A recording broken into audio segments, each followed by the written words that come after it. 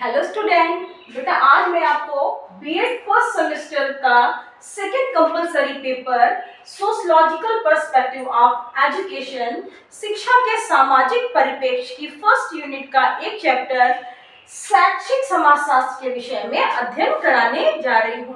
बेटा इसकी पहली क्लास में आपने शैक्षिक समाजशास्त्र होता क्या है इसके बारे में अध्ययन किया।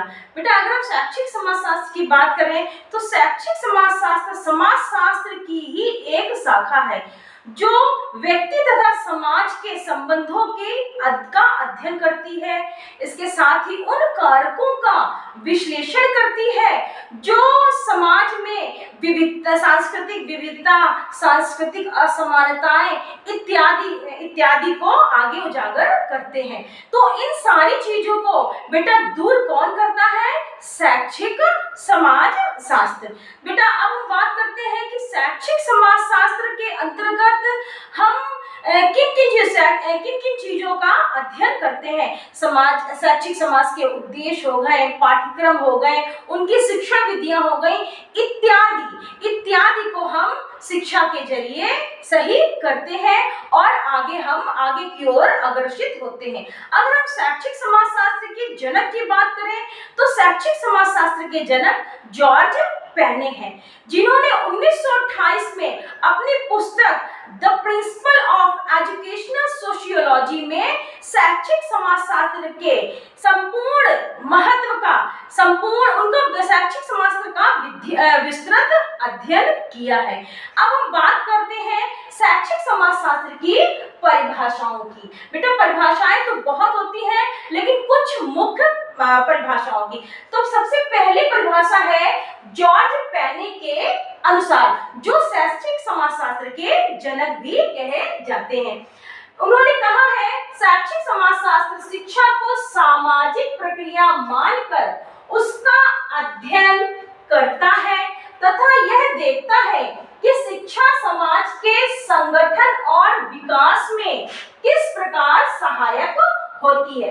तो जॉर्ज पेने ने कहा है कि शैक्षिक समाजशास्त्र एक सामाजिक प्रक्रिया है। बेटा शैक्षिक समाजशास्त्र मतलब कि समाज में जो भी प्रक्रिया हो रही है, भाई समाज में दो व्यक्तियों का समूह होता है, उनके बीच में जो भी प्रक्रिया हो रही है, जो भी संरचनाएं हैं, जो भी संस्थाएं हैं, वो सारी चीज सामाजिक होती हैं क्योंकि ये समाज में हो रही है। तो शिक्षा समाज के संगठन और विकास में, तो इसका शिक्षा के संगठन और इसके विकास में किस तरह का योगदान है, इसका संपूर्ण अध्ययन किया है। अब अगली परिभाषा है ब्राउन महोदय के अनुसार। इन्होंने कहा है शैक्षिक समाजशास्त्र वह विज्ञान है जो शिक्षा और समाज के पारस्परिक संबंधों का अध्ययन करती है। जो शिक्षा और समाज के आपस में जो भी संबंध हो, चाहे वो अच्छे हो, चाहे वो बुरे हो, चाहे वो किसी भी तरह के संबंध हो, चाहे उनका वो अध्ययन पारस्परिक मतलब कि आपस में मिलकर अध्ययन करता है, ऐसा कहा है ब्राउन महोदय जी ने। अगली परिभाषा है हैंसन के अनुसार। इन्होंने कहा है शिक्षा समाजशास्त्र शिक्षा तथा समाज के बीच के संबंधों का वर्णन है।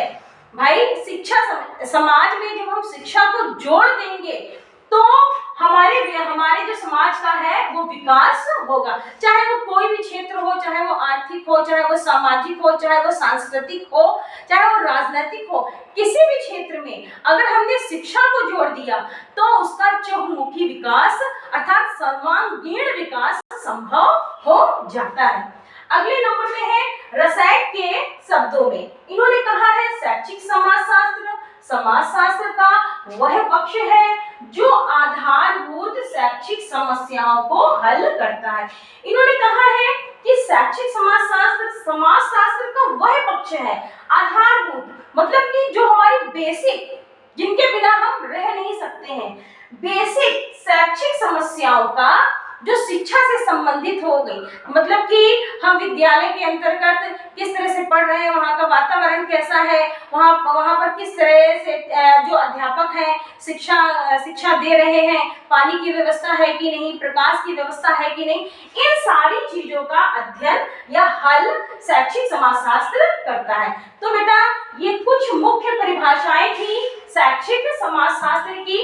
अब हम आगे बेटा आगे के लिए हम बात करते हैं कि शैक्षिक समाजशास्त्र के अंतर्गत को कौन से मुख्य बिंदु हैं जो शैक्षिक समाजशास्त्र को आगे बढ़ाते हैं।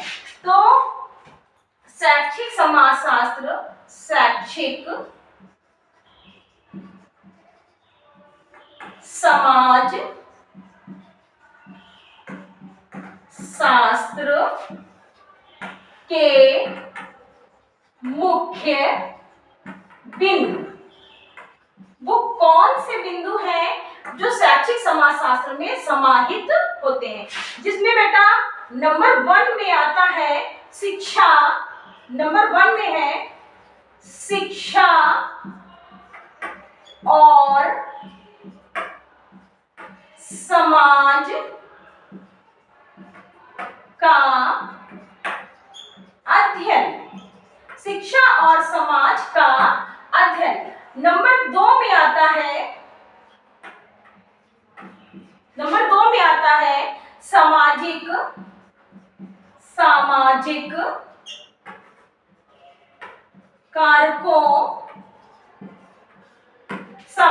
कारकों का विश्लेषण। नंबर 3 में आता है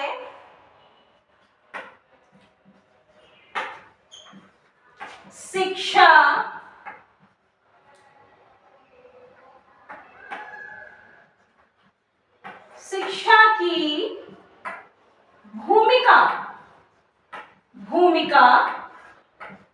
नंबर 4 में आता है समस्या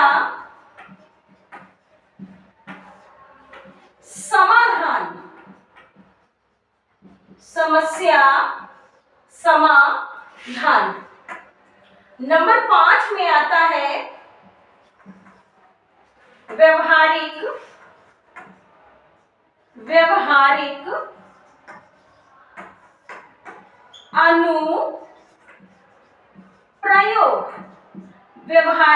अनुप्रयोग।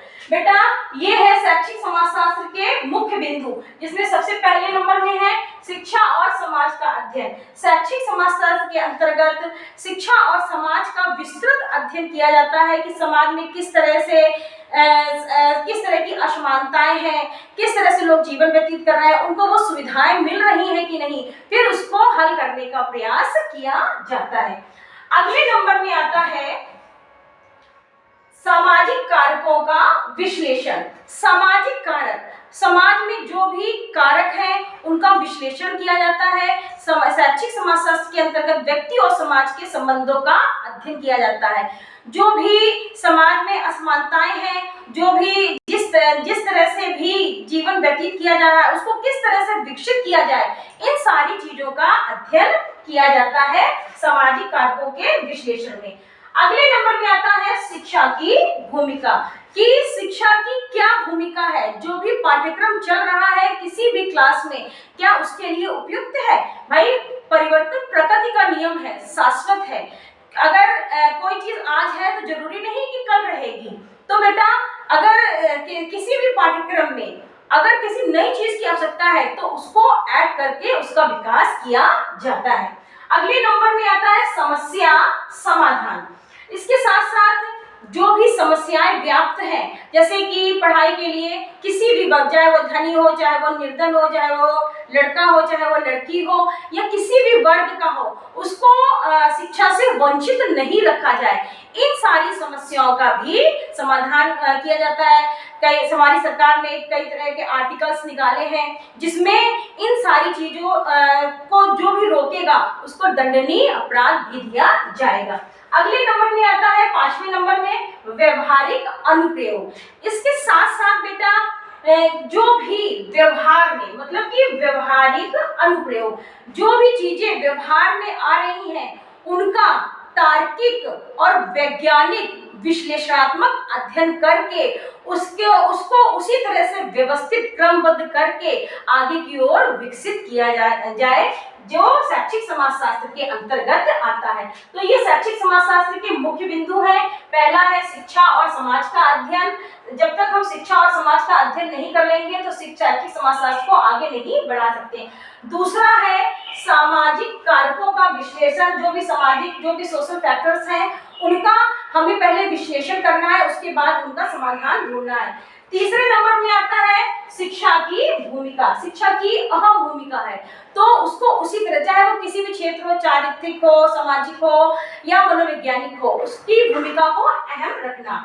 अगले नंबर में आता है समस्या समाधान। इन सभी में जो भी समस्या हो रही हो उनका समाधान करना। अगले नंबर में आता है व्यवहारिक अनुप्रयोग, मतलब कि शैक्षिक समाजशास्त्र के अंतर्गत हमें क्रमबद्ध वैज्ञानिक विश्लेषणात्मक तार्किक ढंग से अध्ययन करके उसका प्रयोग करना सिखाया जाता है। तो बेटा ये था शैक्षिक समाजशास्त्र की परिभाषाएं और कुछ महत्वपूर्ण बिंदु।